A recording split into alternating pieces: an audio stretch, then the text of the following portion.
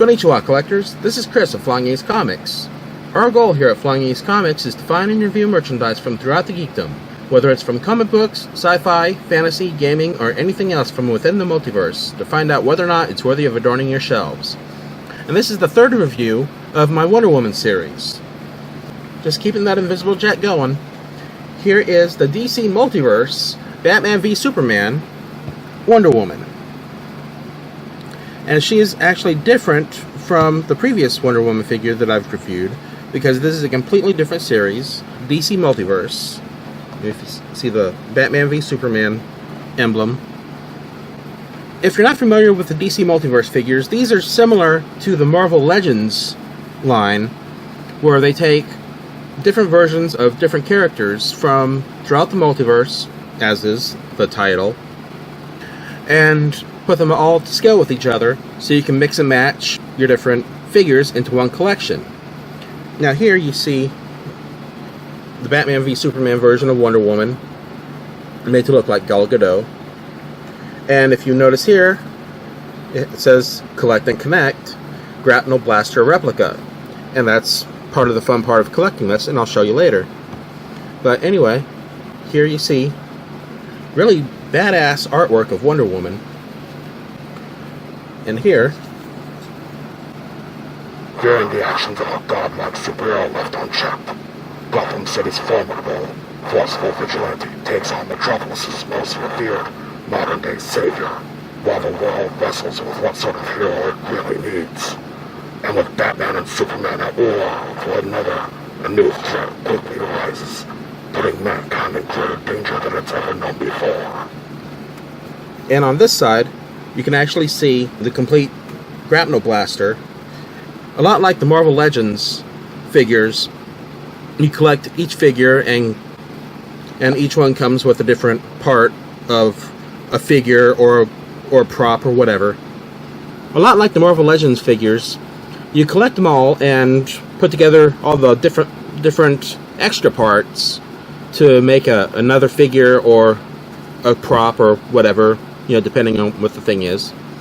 This is something I'm throwing in at the last second because, again, as you read just now, I couldn't find the footage of the bonus piece.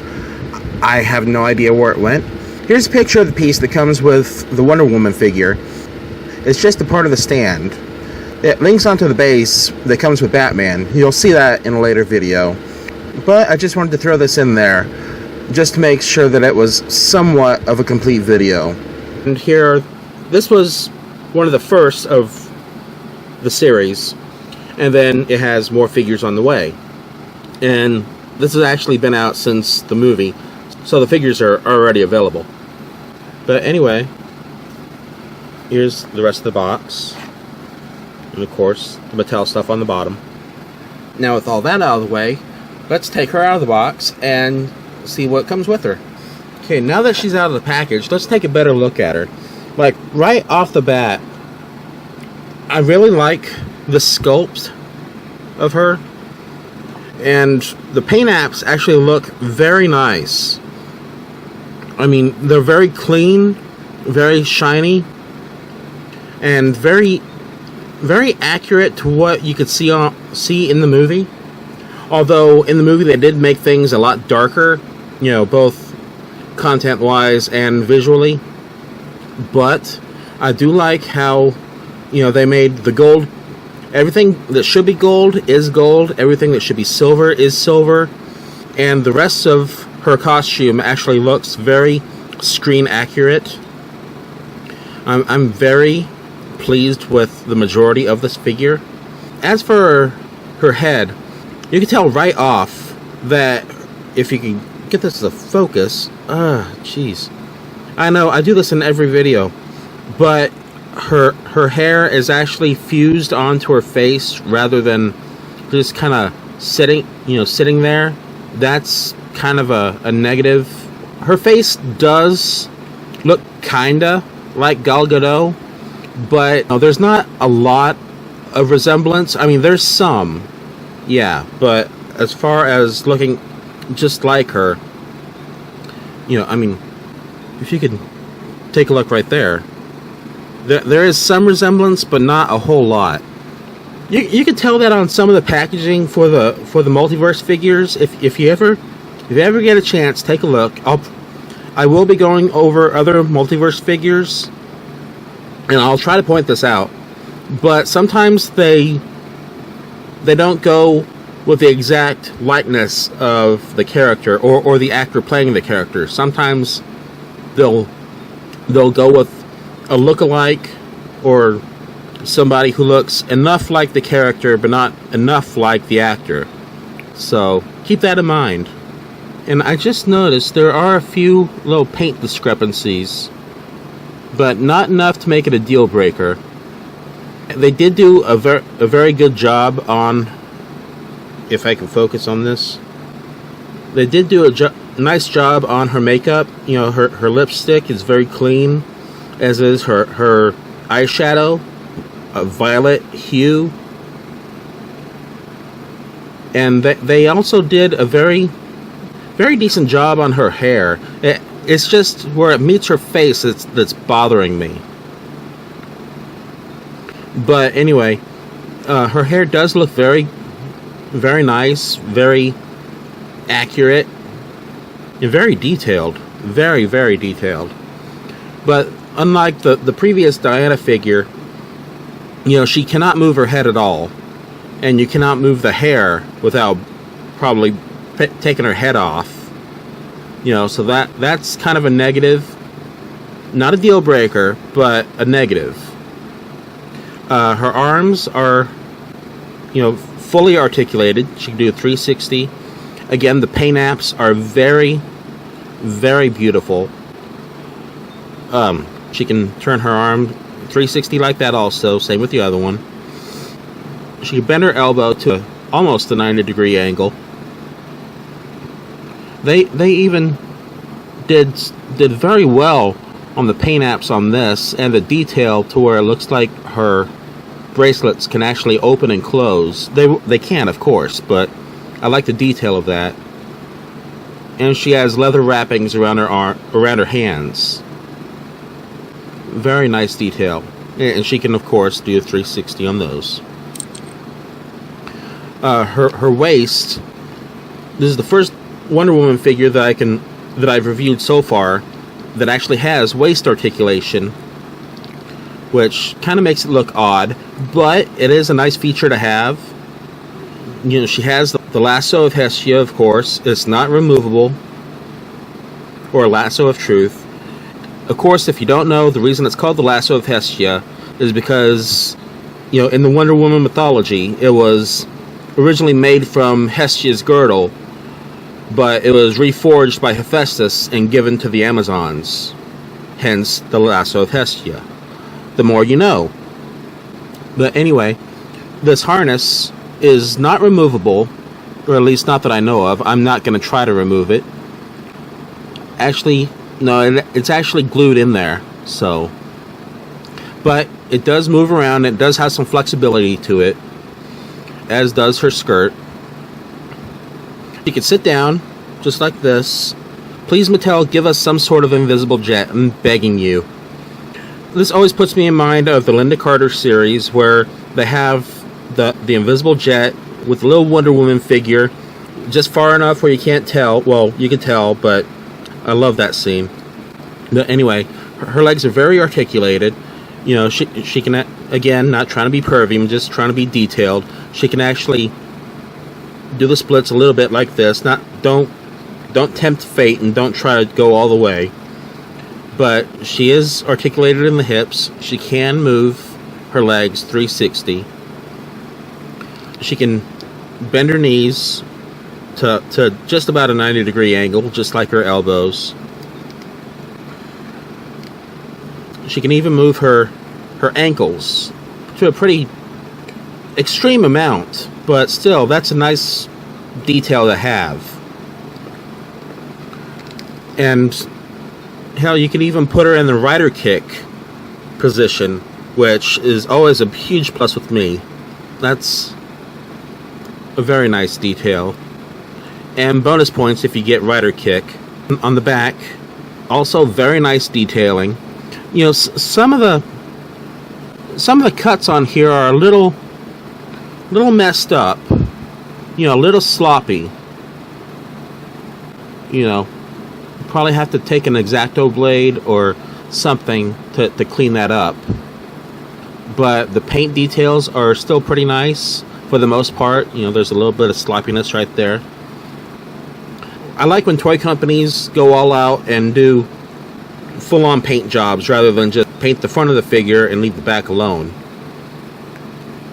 But this is, aside from a few cosmetic problems, this is a very nice representation of Wonder Woman. And, you know, I haven't had very many Wonder Woman figures until now, so I'm very appreciative of that. And also, she does come with 2 accessories, just like the previous Wonder Woman figure. She comes with her sword, which, let's see if we can actually get it to focus this time. Not really, but you can kind of see the falcon. I'm assuming it's a falcon because, you know, it's a hunting bird, just like, you know, the Amazons hunt. So, and they actually did a black wash on this and did some gold and blue and black paint apps on this, along with some other glyphs on it. So that's very nice. It's what I was wanting with the other figure, but as a matter of fact, let me compare it really quick. It's actually very similar in the mold. Not the exact same mold, but it's very similar. It's even just about the same size, if I can get it to match up. Just slightly different. This one is just a little bit shorter, but it's more detailed. So that's very cool. And if you noticed with the harness, you know, just about cut her nose off. But anyway, it actually slides right in here. You know, so you don't lose it, which is, again, a great detail. You know, this is all the pluses on this are making up for a lot of the negatives, which there aren't very many, but still. And she also does come with her shield, which compared to the other one, you know, is a lot bigger and has a lot more detail and paint apps to it, which I'm very happy about that. However, I don't know if it's the way it was packaged or the way they molded it, but it's actually kind of warped, which, you know, you could probably take a hairdryer to it and straighten that out. But anyway, I'm not going to do it for now. Just leave it alone. I'm not going to tempt fate. But it does have Greek writing on here, which is a very nice touch. I have no idea what it says. Even though Greek mythology was one of my favorite subjects in school, I couldn't tell you for the life of me what it was, what it is. But anyway, even the back of this thing is very well detailed. That's kind of odd to me. You know, you don't really reach down here, and because you can't really pull that out. But yeah, this is a very nice figure. Very nice representation of Wonder Woman. And again, I love the paint apps. I love the sculpt. The face is a little different. Not awful. It's just the face is just a little odd. You know, it doesn't quite look like her. Just vaguely looks like her. And here's a comparison of the 2 Wonder Woman figures that I've reviewed so far. There is a vast difference, although both do look great. You know, this one is the superior figure, just based on the detailing and the articulation alone. I did forget one thing when I was going over the look of this figure. I'm not sure if you can tell through the camera, but they did give her a much darker complexion than she had in the movie. I'm not sure if that's to insinuate more Greek heritage with olive skin or if they just messed up on the color palette. I mean, she does look nice. I mean, she does look like how Wonder Woman should look. But she doesn't really look much like Gal Gadot. Again, like I mentioned, you know, the face is somewhat different. The color, her skin tone is different from what I've seen of the Wonder Woman trailer and, you know, well, pictures of Gal Gadot, that she's probably a little bit more light complected. But it's, again, not a deal breaker. It's just it kind of stands out when compared to other figures. And also, speaking of other figures, I did want to do another comparison with another figure before I was over with this. Here is the Man of Steel Superman, based off of Henry Cavill. This is actually the Movie Masters Superman, not the Batman v Superman Superman. That sounded odd. But if you kind of compare them, they are pretty much to scale. I don't think they do the Movie Masters figures anymore, you know, in favor of the Multiverse figures. I could be wrong about that, but these figures are to scale with each other, because Batman v Superman version of Superman is pretty much the exact same mold as the Movie Masters Superman. So they are to scale. But if you take a look, you know, she is actually taller than him, which I don't know if that's true in real life, probably not, but it does fit well for Wonder Woman in general, because she is an Amazon, and Amazons are supposed to be taller than the average man. Well, of course, Superman's not the average man, but still, it does kind of hammer home that the Amazons are taller and possibly stronger, you know, etc. But I did want to just compare the two in size and scale. And I actually like how they look together. They don't necessarily look like the people they're supposed to look like, but they actually do look like the characters they are. Which, that sounds really confusing even to me, but I'm pretty sure you get the idea. But anyway, do I recommend this Wonder Woman figure? Yes, I recommend her. I know that sounded like there was a question mark in there, but really there's not. I actually do like this figure a lot. There are some cosmetic anomalies that kind of make you question whether or not to buy her, but if you do find her, and since Batman vs. Superman or Batman v Superman, I still can't get used to that title. Since that was quite a while ago, this figure should probably be much cheaper. Well, it should be. I actually bought this fairly recently, and she was kind of high up in the 20s on Amazon. So, you know, if you could find her for less on, you know, at Target or Walmart or somewhere like that, or even just keep an eye out on Amazon, because sometimes the prices drop without you even noticing. So, if you get a chance and you want this Wonder Woman figure, definitely grab her. But keep in mind that this is not my last Wonder Woman review. As a matter of fact, I've still got a couple left. So, until then, keep checking our channels. Click on the notification bell to keep up with our releases. Be sure to like, subscribe, and share on your preferred social media. And visit us here on YouTube. Also, be sure to visit Flying Ace Comics on Twitter and Flying Ace Comics on Instagram. And remember, until next time, in the words of the two great ones, be excellent to each other.